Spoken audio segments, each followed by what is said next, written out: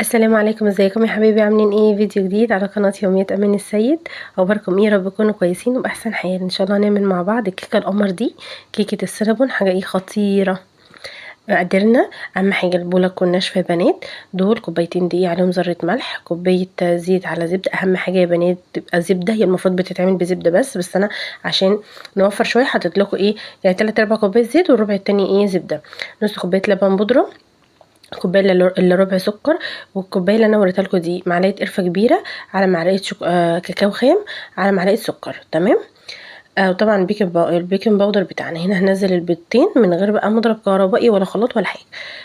البيضتين مع شويه فانيليا، ضربتهم شويه كويس وضفت السكر، وتفضلي بقى تضربي كويس كويس كويس لغايه لما القوام يفتح معاكي زي كده شويه وينفش. تمام. نبتدي بقى ننزل بالزبده بتاعتنا ونقلب كويس. انا الزبده هنا يا اما بدرجه حراره الغرفه يا اما تسيحها في الميكرويف، اللي هي يعني ايه، تسيح حاجه بسيطه، ما تبقاش سخنه، لا تبقى يعني تفك بس. تمام. نزلت بنص كوبايه اللبن البودر، وهنا كوبايتين الدقيق زي ما اتفقنا، عليهم ذره الملح، وعليهم البيكنج باودر، معلقه كبيره بيكنج باودر. ده هنا كان كيس من اللي هو كيك شيف. تنخليهم بقى بالمنخل كويس وقلبي. هنا ديت كوبايه ميه سخنه من الكتل، يعني مغليه، يعني ايا كان بقى من الكتل او انت غليها او سخناها في الميكرويف، وقلبي كويس جدا جدا. خليتي المكونات كلها كويس عشان ما يبقاش الخليط مكلكع معاكي ويبقى مش حلو. وده كان شكل الخليط بعد ما ضربته. هي كيكه السينابون يا بنات بتبقى تقيله شويه عن الكيك العادي، ما بتكونش سمكها اللي هو المتوسط، لا بتبقى اتقل حاجه بسيطه. هنا دوت القالب اللي انا هعمل فيه، دهنته زبده وبدرته بالدقيق، لان النوعيه دي من القوالب ممكن الكيكه تلزق فيها، عشان كده بدرتها بالدقيق. تمام. بتحطي شويه من الخليط في طريقتين، ممكن تحطي الحشوه دي بس كده من النص وتكملي بقيه الخليط ايه، اللي هو الابيض ده اللي هو خليط الكيكه. انا هنا عملتها بعد ما حطيت خليط الكيكه ودربتها شويه من فوق ببعض، فاهميني؟ شبه الرخاميه كده، يعني لما تتقطع في الاخر هتفهموا انا قصدي ايه. لان انا حابه ان الحشوه بتاعت السينابون ديت تبقى في الكيكه كلها، مطعمه الكيكه كلها، فاهميني انا قصدي ايه؟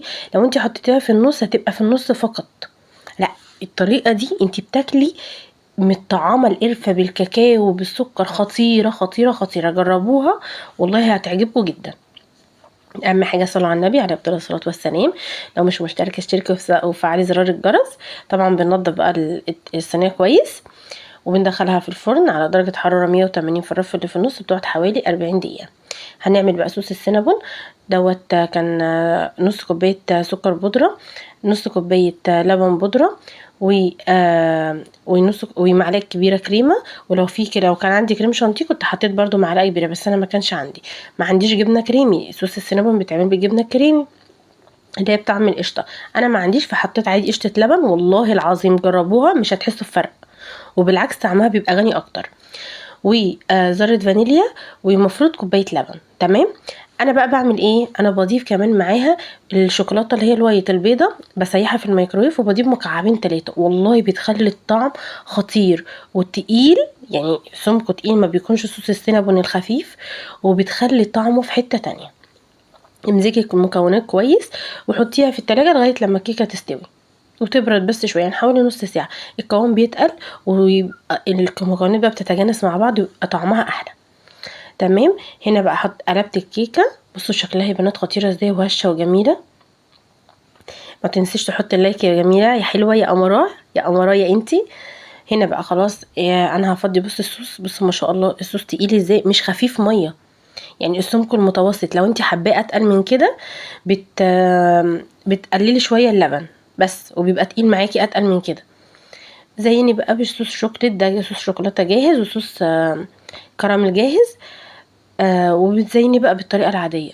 ريحتها يا بنات جباره جباره جباره، وطعمها خطير خطير خطير، خطر خطر خطر فعلا يعني.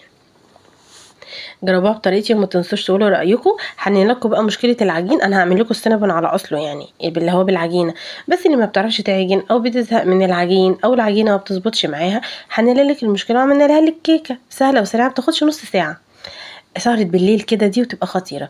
بصوا شكلها بقى يا بنات السينابون، خليط السينابون مخلط فيها ازاي، خطيره خطيرة بجد، بُص هشة وجميلة. ده كان فيديو النهارده، ما تنسونيش في الاشتراك واللايك والشير، واشوفكم في فيديو جديد إن شاء الله على خير.